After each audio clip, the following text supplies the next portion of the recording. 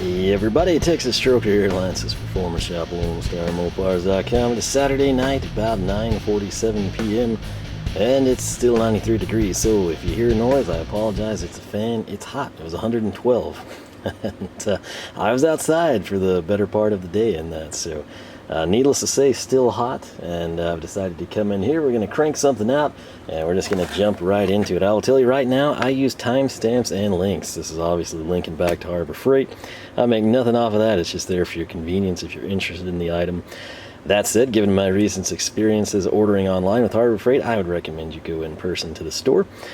That aside, I am not thrilled about this for two reasons, one more annoying than the other. Number one, I'll just tell you right now, with air tools, if you actually oil the tool, and this goes across my entire time at work and in my personal life, I have owned really, really expensive air tools.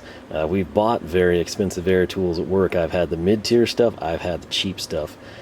There is more often than not almost nothing discernible about their performance. Aesthetic wise, you pay a little bit more, you get like a nicer finish out, but it's kind of one of those deals where it's sort of, you can take a $10 option, a $50 option, and a $100 option, and while this might be nicer than this, that's nicer than that, if you run them through the gauntlet over time, the life cycle that you get out of them is usually way closer than the price gap between low end, high end, and mid tier. That seems to kind of apply to several things, air tools in particular. Again, that's just my experience. A lot of it coming with rivet guns from back high school all the way through present day.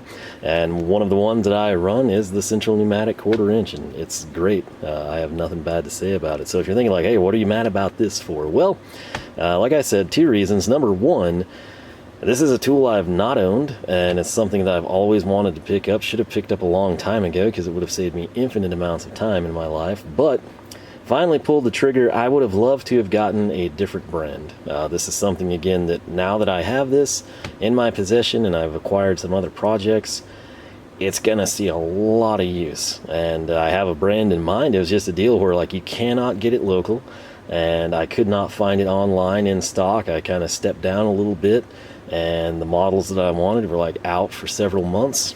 And so enter Central Pneumatic, which I have a good track record with, surprisingly.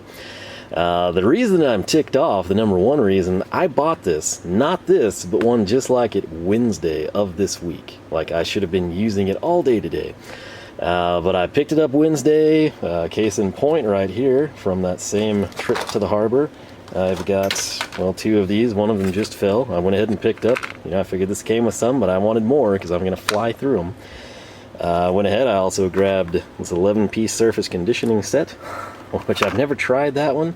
It'll be interesting. I think a lot of this stuff is new. The Hercules, like you've seen the Bower, that's what we brought in when we did a little random orbital sander from Hercules. This one right here, why did I pick it up? It's 220 grit, which I was wanting to do like some more finite polishing type stuff with it. Again, a lot of what I'm going to be sanding is going to be metal. And then same thing here. I think these are like really, really new. And I went ahead and grabbed a pack of 220 for sort of like hard to reach areas where I'll have to go by hand. So that was the haul. This is the focal points. And the problem is, I got home late, really, really late on Wednesday. Just put everything in the garage. Thursday, I got off work really late, and it got to be around like 8:30 or so, as I was driving home. Probably got home, strolled out here around 9 o'clock with everything I'd bought, and it was all there except this, which was kind of important and sort of what I needed. So by that point in time, of course, 9:30, the stores were closed. So I called back Friday. I didn't get a chance until after work. Got off at a decent time Friday. I was home around 7. So called before Harbor Freight could shut its doors. And I got a kid that just didn't want to do his job. He didn't want to be bothered. He wanted to continue having a conversation with a coworker. You can always tell when you get that. You try to remain cordial, you usually get more, if you treat people decent. And sometimes, though, you just get people that don't want to work, and that's what I was stuck with. So my question was, hey, I was in there Wednesday night, I bought this thing. Did you have, a cashier turn it in, or, somebody hand it to the manager and say, hey, this customer got off without this, he's probably going to call or come back and want it. No. And I'm like, he says no, and I don't think he'd processed even what I said. And I was like, well, you know, can you check with the manager? He's like, no. And I said, so you haven't had anything turned in? And you could just tell, you know, and this is the deal. I picked it up in Lubbock. I was having to run some work errands that day. That's a long drive, you know, and you have to go there and back. So I was like, screw it, you know, this is a lost cause. And ultimately, I had to do some stuff with my sister today, even though it was 112. And as my reward, I got to make a trip into Harbor Freight, and I grabbed another one. So there we are. So, you know, if we didn't have that sad backstory, it'd probably be fine. It happens. Between that and the ordering online experience that I've had trouble with, Harbor Freight kind of falling out of my good graces. It's to its credit, though, there's not a lot of places you can run on a Saturday and buy yourself a pneumatic air sander, right? So, I mean, as much as you know, try to hate the place, there's still some things you just kind of step back and be like, yeah, that is nice. So we'll leave it at that. But to the tool itself, it's item number 60627. It's a 3/8 air belt sander. Am I better off with, you know, 1/2 or 3/4 inch, or, you know, some giant chunker? You know, possibly. What I intend to do with this, where this would have been nice in my previous experiences here at the house, spot welds, frame rails, you know, like on a Mopar, you know, you've sort of got like it's all a unibody structure, right? So you've got like your little U channel, and I did all of that by hand. And while I'd still probably finish out by hand, it would be kind of nice to have something like this to just, you know, zing through and get everything kind of roughed in. So it will be doing that in the not too distant future. Again, the spot weld removal, basically just anything that I can access. Obviously, if we go like the random orbital sander that we brought in, it's big, you know, that's awesome. You cover a better chunk of area. I've got some really old school plug-in belt sanders. Again, cool if you're working on like flat, big surfaces. But when you get into like, you know, shapes, you know, round and spherical and, you know, square and rectangular, you know, like the stamped steel pieces on old cars, that's where this one's going to shine. And so 3/8, is it a shorter life cycle? You know, maybe. Does it get as much covered? No. But on the flip side, the pro to going 3/8, I can access tight areas. Now, is there a quarter drive somewhere? Probably. But, you know, 3/8 for me was the sweet spot, and I'm going to run with it because, again, it was available and I'm needing it. Multi-position sanding belt rotates 360 degrees. That's interesting. High-speed 18,000 RPM drive wheel for fast stock removal. Again, my hand doesn't quite hit 18,000 RPMs. Heavy-duty cast aluminum housing. Some people like that. Some people hate it. I kind of appreciate it. Again, I guess it's just because of what I grew up with, you know. It's got a paddle throttle. I wasn't thrilled. I did open this in the car, and I wasn't thrilled about the handle. But again, the good news is it's a plunger type, so when this inevitably breaks, until you fix it, you can still just like squeeze down. You can tape it, band it, whatever you need to do. Just have continuous running and not have to hold it, because those handles do tend to snap off on tools like this.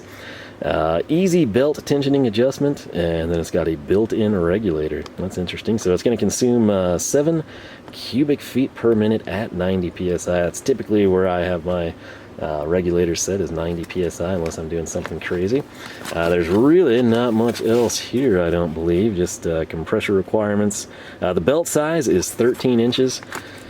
So right here, that's what I've got. Again, there's another pack on the floor that fell. All they had was 80 grit, so I grabbed 2 packs. They're 5 packs. I want to say there's maybe 2 in here. And that's it. So again, if you got a little pancake compressor, like with most things, you know, it's not really going to run the tool well, if at all. 7 to 29 intermittent use, so you're going to be firing up off and on. 30 plus gallon, that's what I've got here at the house, and you're fine. So I also might, it's a shame I don't have the other one, because I'd take it to work, because again, it would be super handy there too. Here's the rather thick, that's kind of odd, instruction manual. Don't think we'll need that. I'll just put the date on it for when I bought it. We'll grab the tool itself, we'll grab the accessories here. So right out of the bag, again, we're getting 2 little belts. Let's see. One is 120, and the other, I have absolutely no clue, which is unfortunate. So right here you can see the P120. That honestly looks like they just taped a cut sheet of paper, so I guess if I get in a bind, I could cheesily do the same thing, but probably utilize a better tape than this based on what I'm seeing. And I legit have no clue. I'm thinking if we follow the same format of the P120, I'm thinking this is not a P120 because there's 3 slots. So P60, P80, that's one of those. It feels pretty coarse. Let's compare it to what I have. Huh, I don't know. This actually is 80 grit and it feels more coarse than this one. Maybe this is just like a burner. You know, you get it and you like chuck it on your first project and you have to go back. Who knows? But either way, we got 2 belts with it, a coarse and then a 120 fine. Coming in right here, we've got a throwaway hex key and we've got a... These are okay. If you have Teflon, I kind of prefer the brass ones, but again, it'll get you by and get you going, most importantly. So can't complain. I would rather have one included than not. And right here, we have the Central Pneumatic Belt Sander. So you got the Central Pneumatic logo there. Again, insert company of your choice. You can probably find something similar for more money. In hand, this is like rectangular. This isn't rounded off too great. This knurling looks fairly aggressive. I dig the look of it, but it's not... It's like a very, very mundane cheese grater feel. So if you really like that, and if you wear gloves, you're working with like jagged, rusty metal or something, and you just want gloves, you're not really going to get dexterity through your glove in terms of the feel. I guess it provides a little bit of slip resistance. Barehanded, it's kind of the same story, really. You can tell it's there, but I mean, I can easily slide up and down, especially... I don't know if you're like me, but when I'm sanding, it's rarely in a benchtop location. I'm usually tucked away somewhere with no airflow, and it gets insanely hot. Your palms eventually get wet, and maybe it'll be slightly better than if it wasn't there, but I wouldn't actually mind having slightly more aggressive knurl there. So that said, this is where the belt would go. This is the arm. You've got your little guide here, so again, if you're kind of coming in and trying to direct it, keep pressure on it, your thumb's not going to go and get a fingerprint scan. Let's see here. How do we adjust the belt? These are things that I'm not quite sure since I haven't looked at it. Do we have to break her free, I guess? Let's see. Does this hex key have a size on it? Of course not. That would just be too commonsensical. And of course, this is a cast body, and so we tighten the ever-loving snot out of that. Just so you can strip it and have problems, I guess. There's really no need for that. It's a shame that they put that much effort into this. And knowing what I know about these hex keys, I probably quit using this relatively quick for the sake of the fastener, really. But yeah, so in a default position, you come in, you're at 180. Again, if you want to go right angle here, like let's say you're sanding the top of a roll bar and you want this against the roof and you want this as much pitch as you can, you kind of get the idea. It truly is whatever you want to do. If you decide you like to live dangerously, you can make that happen. But that is the adjustment point. How do we put a belt on? Let's see. Oop, just did something there. Not quite sure what. So I apologize that you can't see this, but I promise I will walk you through it. And hopefully I can do it without tearing this. Alright, so basically what I did, whether it's correct or not, this seems to be spring-loaded. Let me pan you out just a little bit. This whole mechanism here is kind of like springed, and so I can recess it just enough to get that in place, and then I believe that gives you the tension. But right now she's kind of locked and loaded, ready to go. I'm tempted to run it with this set screw kind of loose, kind of tight, and see if I'm able to maintain the position I'm in and then possibly tweak it without having to stop and go get a hex key or something stupid. But that is that. What I will do, we're going to end the video here tentatively. And I tell you that, I'm not going to fire the compressor up now. It's almost 10 o'clock. But what I will do, like I said, this is going to get used immediately, probably tomorrow. And when I do that, I'll record a clip of it kind of doing what I want it to do. We'll come in, we'll take a look at it again.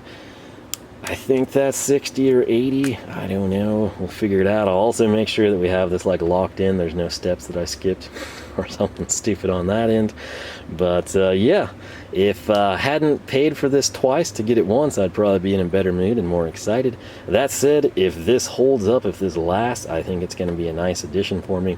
If it doesn't, I know what I wanted to get, and I guess I'll just bite the bullet and try to find somewhere I can order it and hope that it's not out for too terribly long. So with that said, I hope you enjoyed this part. Again, we'll wrap it up whenever we put it to use and kind of have a better feel for it. So main thing though, which this actually came off, they usually do a good job of keeping this in. You know what? It makes me wonder if somebody had used this before. Typically you're going to have this tag and it's held in with a rubber plug. And if you note, that's in the bag and the tool's out here. And those threads aren't entirely black, and what happens inevitably when you thread this in, you know, you transfer some of the coating or it strips some of the paint. I kind of wonder if this is like somebody needed this and they used it. I specifically get the best looking box when I buy anything from Harbor Freight. And you're like, there's some and you're like, man, it looks like it's been opened and returned, and there's others that are like taped weirdly and not uniform. And then I try to kind of find that one that's just sort of intact and pristine. You sort of dig a little for it, and I don't know. But the weakest point on this is not necessarily going to be the button. Again, we'll be able to press this till the end of time, or its life cycle, I should say. But a lot of times when I've had stuff with handles like this, doesn't really matter the brand. Again, like that pin either comes out from vibration or it just like kind of snaps at that point where it catches the flex all the time. So it is what it is. We'll just kind of keep tabs on it for $25. I didn't sadly get a sale on this or anything. Again, I just kind of needed it. For the money though, I think you do pretty good. I think even if you got like 1 or 2 projects out of it, you can kind of look at it and be like, you know, the time I saved and a little bit of I invested in consumables that'll transfer over, I think it was a worthwhile buy. So hopefully that's what we see with this guy. I'll go ahead and tonight off camera, I'll get the Teflon on it, get it threaded in, get it ready for use. And again, I'll make sure I didn't do anything stupid here. There's this button here, and does that lock it? Yeah, that must be what it does. I think that locked the plunger. So I think this would be what you would press or pull out to articulate the little plunger deal, because it is not wanting to do anything now. So anyway, I'll figure all that out. It's kind of boring. You can figure it out for yourself too, and I'll try to remember to recap it for you. So with that said, I'm going to can it. Next time you see this thing, we'll be getting some paint off some headers, so stay tuned for that. Alright, so not too terribly long ago, we didn't have these 2 US Generals. We also had the air reel mounted right there, where there's now a giant mess and a toolbox beside another toolbox. So I just simply took the air hose down the reel from where I had it. I've got those 2 bolts kind of sitting there catty corner. And I wanted to fire up the belt sander, get these collectors prepped, kind of wrap up that video. Knocked a ton of stuff over, have caught the surge protector, everything. This is sort of my let's just get it done deal. And you're thinking like, man, you know, why don't you just go ahead and you know, leave the reel on the ground, pull out what you need, set it back down, and then plug the whip in. Well, I'd love to, but that's like the world's shortest whip. There's literally not enough length to have it on the ground, which is kind of insane, but it is what it is. I've still not gotten to make a video on those clamps, so I won't talk too much about them, but they were about the longest throat that I could find, and it's kind of just haphazardly thrown together and functional, hopefully. So this is the setup. We're right up against the surge protector. I move that down. If I were to try and roll anything, we were catching the radio cord, which I've unplugged and draped over this, and then we catch the main surge protector power wire, which goes from the surge protector over to that outlet. Just a giant mess, but I think I've gotten myself enough of a length to come in, trace the cord all the way over here to this. So this side here that's standing primary side up above that halter mallet, we have it prepped. I did all of it by hand, and it's the one that we had to, of course, use that Lyle pipe shaper. So that's like a Stavilla brush. Still, I haven't really like finished it out with sandpaper or anything, but that was like just brushed by hand and beat on with a hammer, essentially. So the side over here, we started brushing it, and then I just stopped because I was like, you know, that'd be good for a video showcase, kind of for the belt sander. And if I can lift this without disturbing the drill that's precariously about to fall, you get the idea. It is not prepped, right? So I'm gonna have to do some cleaning before I can work. This will suffice. So got a little V-bend here, and if I take this sucker and I slide it on, like, this is the good side. This is the one that we didn't have to rework on the driver's side. So the guy gonna TIG it. Of course, you know, I would set something like that flush with the end. It's a situation where he needs about 2 to 3 inches. So we're going to use the just opened Harbor Freight. If I remember correctly, that was either a 4 or 5 or a 6 millimeter key. Not super helpful, but it was late last night. I went ahead and locked it back down just to be safe. And what I'm going to do is turn on my regulator and go to town. So I'll try to set up the tripod where you can kind of see this work its magic. I'll be straight up honest with you, it is a pain in the butt. There's not enough space in here. There's too much going on. So it's not going to be the most fluid thing for me to do. But we will showcase a little bit of it in action, then I'll showcase the end product to you. Again, I'll do this side only with that belt sander initially, so you get a feel for what it's capable of. The hissing that you hear, that's actually at the compressor. It's that stupid drain valve. That thing was like bad within like the second or third time I used it. It's just progressively gotten worse.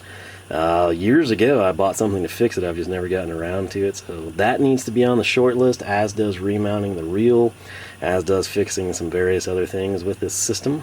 But for now, let's just get to work, fire this thing up, and see what it does to this collector. So of course you would be looking at the side that were worked, but again, everything else, trust me, is still as painted from the factory. Alright, so I think you're looking at a decent enough angle here. Again, all we're going to do is just hit this. Can't even remember what belt we put on it. But, this is not good working conditions. It's super tight quarters. It's not structured well, but essentially if we fire it up right here,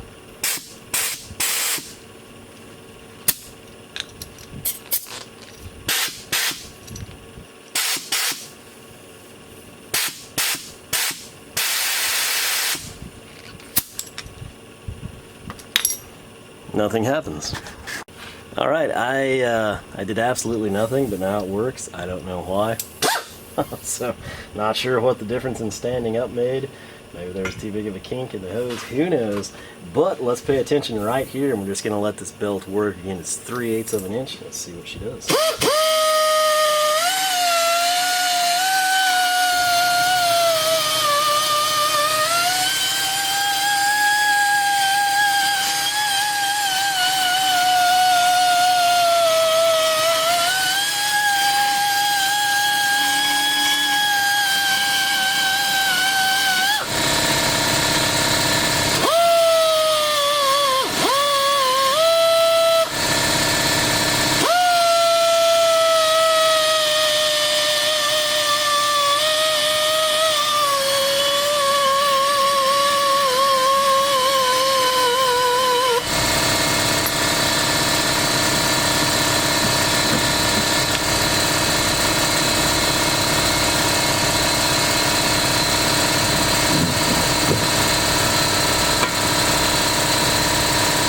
So of course the compressor fired up, and I think you got a good look at it there.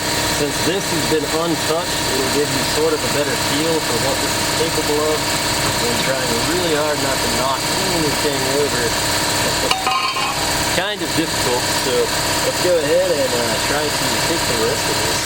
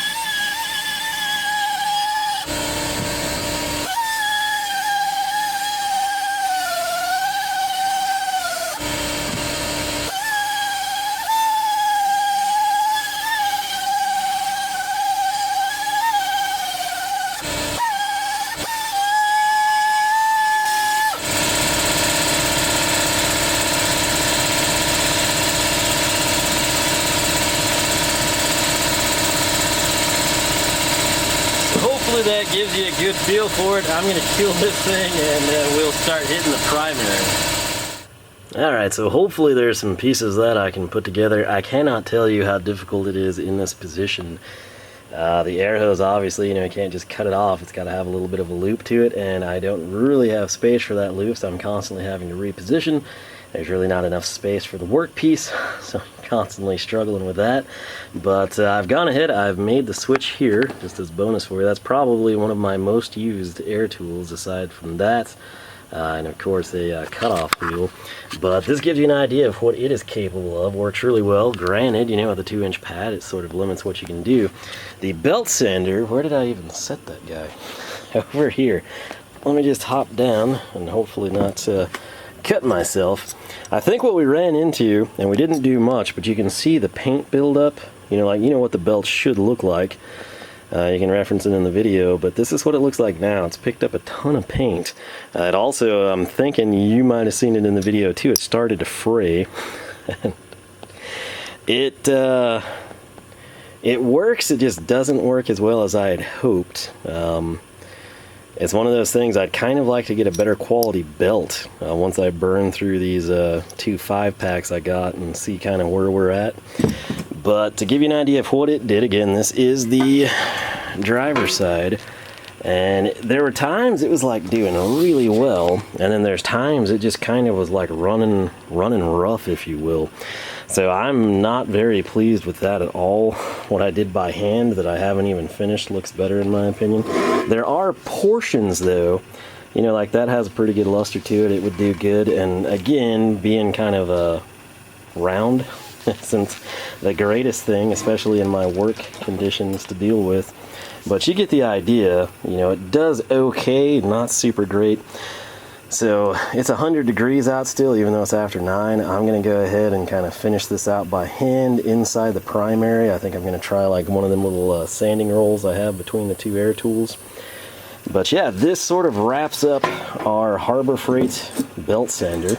And I can tell you right now, I think it was a worthwhile addition. I wish it came with better quality belts. It also sort of is running not quite square. I think it could have been designed a little better, maybe get that mechanism tucked a little tighter. But it is what it is. I've got sweat in my eye that's burning like crazy. For $24.99, especially if you can catch it on sale, I think it's a worthwhile addition. If it's something that you're going to use all of the time, my advice for you is grab this one if you want to start out with. See if it will work and please you. If it's great, if you love it, if you hate it, go ahead and get maybe a better one. Or various different sizes, like if this is your 3/8, you come in, you can maybe spend a little bit more on a 1/2 inch. Maybe it's a deal where you need something even more, finite than that. If you step down to maybe a 1/4, if they even make those, you could set that up. But I'd like to see what it does with a different belt before we cast final judgment. So it'll be one of those things. We'll probably revisit it at some point. But in certain applications, I think it'll serve you well. Again, round, probably not where it's going to shine. But it did do okay in portions. So again, it's kind of a really weird work environment. So with the compressor kicking on, I'm going to call it a video, get back to work. But, let me know your thoughts. If you have used this, what do you think of it? Do you like it? Do you like something better? Website is LoneStarMopars.com. You can find us on Facebook, Twitter, and Instagram, all 3 at Lone Star Mopars. Hope you have yourself a great week. And with that said, I'm going to get some sweat out of my eyes and probably go back to my good old-fashioned Stavilla brushes, some hand sandpaper, and maybe a Dremel tool to kind of finish this out. So with that said, to be determined, but you could probably justify it for the price. I wouldn't want to spend any more than the $25 on it. But we'll call it good for now, and if you want updates on that, feel free to let me know. With that said, I'm going to get back to work. I'll catch you for more action from the shop.